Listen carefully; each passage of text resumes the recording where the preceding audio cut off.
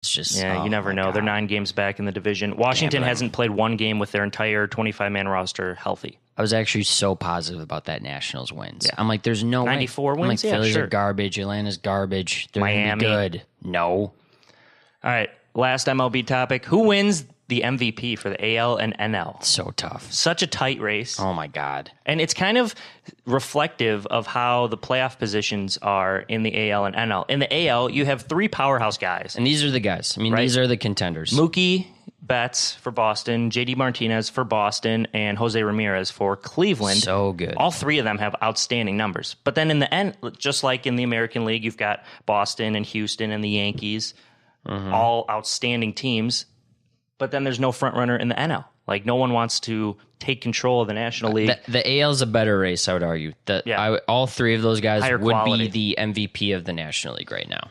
And then in the NL, 3 players we thought have the best chance. Javi Baez having a crazy year. Nolan Arenado No surprise there. doing what he does. And Freddie Freeman.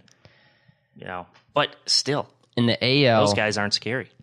I think when you talk about just a slugger, it's been JD Martinez. I mean, he's this year's, Miguel Cabrera.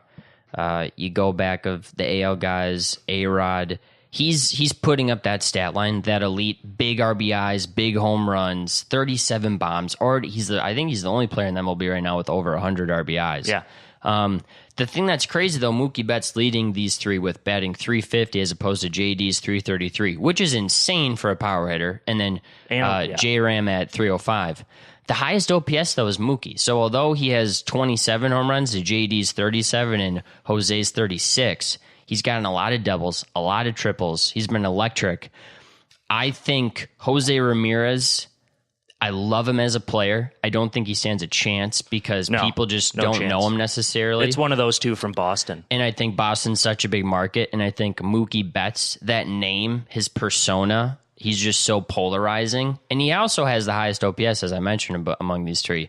I think he wins, but man, what a year for the other 2 guys. Yeah, I don't know. Mookie also has over 20 stolen bases this year. I think he's at like 26, something like that. I'm not sure on that. But okay, JD Martinez, he's 17 percentage points away from winning the Triple Crown. Yeah. If he does that, you can't deny him the MVP. He is. If he gets Triple passes Crown, Mookie Betts for batting average, then he'll have the Triple Crown. It'll be close with home runs because Jose Ramirez is second with 36. So it's going to be a fun race to see. But Boston, man, they've got 80-plus wins right now. Yeah. And it's middle of August. And not that it's a big deal, but I did have the second pick in our MLB fantasy baseball draft, and I did pick Mookie. Yeah, and everyone chirped me so hard for it. And I said, listen, wait till the end of the year. And you had an interesting draft strategy. That's I did. For sure. I drafted a bunch of closers, too, which kind of worked, kind of didn't. We adjusted. Playoffs start next week. Oh, I'm so pumped. I got to buy. So I'm picking Mookie in the AL. Who are you picking? Oh, man, I got to go JD. I think he's going to do it. No, I respect that. I think he's going to get hot at the end. But I don't know how Mookie Betts sustains a 350 batting average for the entire season. Mookie has, I think, 20 steals. J-Ram has over 32. So, I mean, he's a dynamic player in a multitude of ways. Yeah, but just what Boston's doing with their 80-plus win, they're going to get 105 wins at least. Switch hitter, too, J-Ram. Switch hitter, which is valuable. Jose's a good guy. Mm-hmm. Oh, and he plays any position in the infield. So, in the NL, you got Javi, who really... leading the second in the group in doubles, third in runs, third in average, but RBI's number 1 and really has been the catalyst of a Cubs offense. And then you have Arenado, who is the best defender, you would argue, out of this group, although Javi makes the flashy plays. Arenado has been a perennial Gold Glover for a long time. At third base. I'd argue Javi's a better defender because you could play him anywhere. You can't play Nolan Arenado at second base. I think you could, though. I think he's that good. I'm pretty sure he could play. I mean, yeah, he's good. He's could really good handle it. Defensively, but Javi makes... I see your point. Javi makes every play.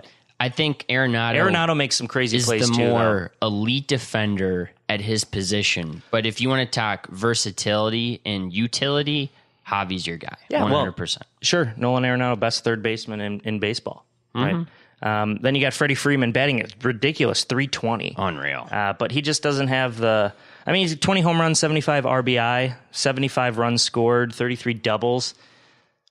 I think this might be the year that Arenado gets it, just because he's been a contender really the last 4 years. And now that it's pretty even keel, I think you just hand it to him. It's tough. I mean, I think Javi still has like a breakout month ahead of him. I think September, Javi Baez could literally do. He could hit 10 home runs in the month of September. If he does, he wins it. I mean, and that's how the MVP goes, right? You see it in NBA all the time. MLB, you could say the same. You have to close strong. You can't just falter Second to the half finish. Is almost more important than the first half. Oh, it is 100%.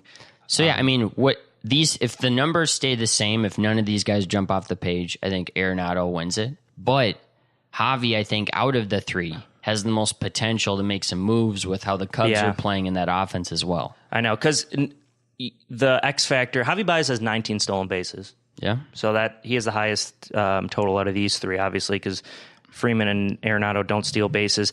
Again, Javi's defense is what vaults him up, but Nolan Arenado almost equal defensively as well. And Nolan Arenado has a 77 percentage points higher in OPS. So that's a good amount. It's a good amount. So hope Javi does it. And most of that OPS, I will say, is on base percentage. Javi doesn't walk very much, as opposed to Arenado as well as Freeman. So walks are valuable, but the OPS, when you talk about just hitting the ball and for power, pretty similar to Nolan, but I think those 77 points are almost all on base percentage. So it's close. Javi doesn't take walks. He takes hacks, and that's why we like him. Grip it and rip it. 293, which kind of stands out as lower among these 6 contestants, but for Javi, really good. I mean, he's been really a boomer bust hitter, and this year he's really transformed into a more consistent batter at the plate, making contact and hitting some long. Yeah, fun times. That's MVP. So who are you taking? I'm taking Javi. I'm taking Nolan. God, you're taking Javi. Gotta go Javi. And Rick, my Cubs jersey. It should be noted, Rick's wearing his Cub jersey. He has Cub blue pants on as well.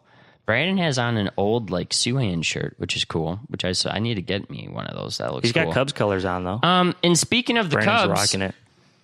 We have the debut of Ricky's rant. So Rick, I'm not going to hand the mic over to you because you have one of your own. But what do you got to say about this Cubs Brewers series? I do have a mic. So as you know, Alex and I work at Fox Sports North, and we cover the Milwaukee productions that are on the road. So when the Brewers and Bucks are on the road, those productions are done in Minneapolis. So I had the pleasure of working the post-game replay job for the Brewers and Cubs 2 days ago on Tuesday. There's a 2-game series, Brewers-Cubs, and I'm well known around the office as the only Cub fan there. And I let it be known whenever the Cubs are winning, and everybody else lets me know when the Cubs are losing. So I was jacked up to do this because, hey, I'm very passionate about sports, and I love covering the Twins and Brewers, but there's not that affinity there like the Cubs. So going to work that day, I'm like, all right, I get to do the Cubs and Brewers, big series, has implications towards September and October, and the Cubs got blown out.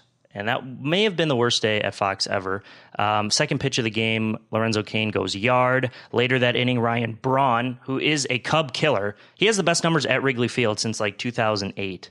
Among any player in the MLB. He went yard. Then 2 innings later, he goes yard again. 2 2-run home runs for Ryan Braun. Cubs lose 7-0. And man, everybody at Fox, they're good people, but they let me have it that day. Very tough times. Haven't been back since. Don't know when I'll return.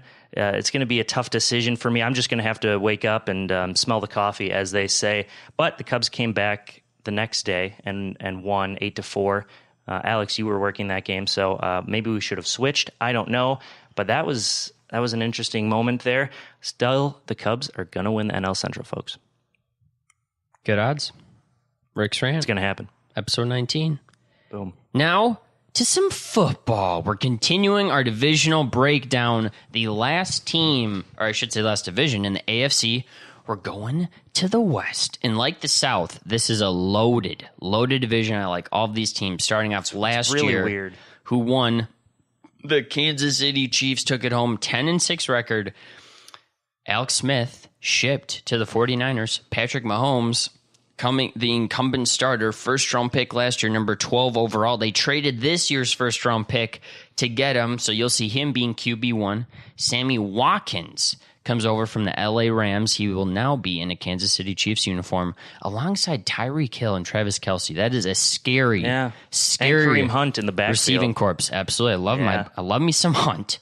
They had the third highest scoring offense in the AFC last year, the highest in the AFC West, and their defense includes big names like former first-round pick Dee Ford, Justin Houston, and cancer survivor Eric Berry. Kansas City Chiefs lost Matt Nagy, their offensive coordinator. He's now head coach of the Chicago Bears. Andy Reid, great coach, a guy that anyone would probably love to play for. Great regular season coach. Big question mark. I don't know if they're locks to win the division because they got rid of their former number 1 overall pick, Alex Smith. Mm-hmm. He's gone. What do you do? I don't know. I don't know if Kansas City's offense can pick it up. Yeah, it's on Holmes' shoulders, right? Or on his arm. Mahomes. Now, next team, LA Chargers. So we'll just kind of preview these teams, and then we'll say who we think is going to win. Chargers 9-7 last year, finished second. One of my favorite picks in the draft, they got Derwin James, the safety out of Florida State. He's unbelievable. Look for him on this defense. That also includes guys like Melvin Ingram, Brandon Membane, Casey Hayward, former Packer, last year rated the best cornerback in the NFL by Pro Football Focus, and former top draft pick Joey Bosa, who had a huge year. Last year they scored... they also get last year's number 7 overall pick, Mike Williams, back. Banger wide receiver, 6'6" guy out of Clemson. He's now going to be healthy. He's a really good number 2 guy. And they improved their O-line as well. They got Mike Pouncey and Russell Okung, who are both veterans, good players. So the Chargers, they upped their line because Melvin Ingram, in his 3 years in the league, has never averaged above 4 yards per carry.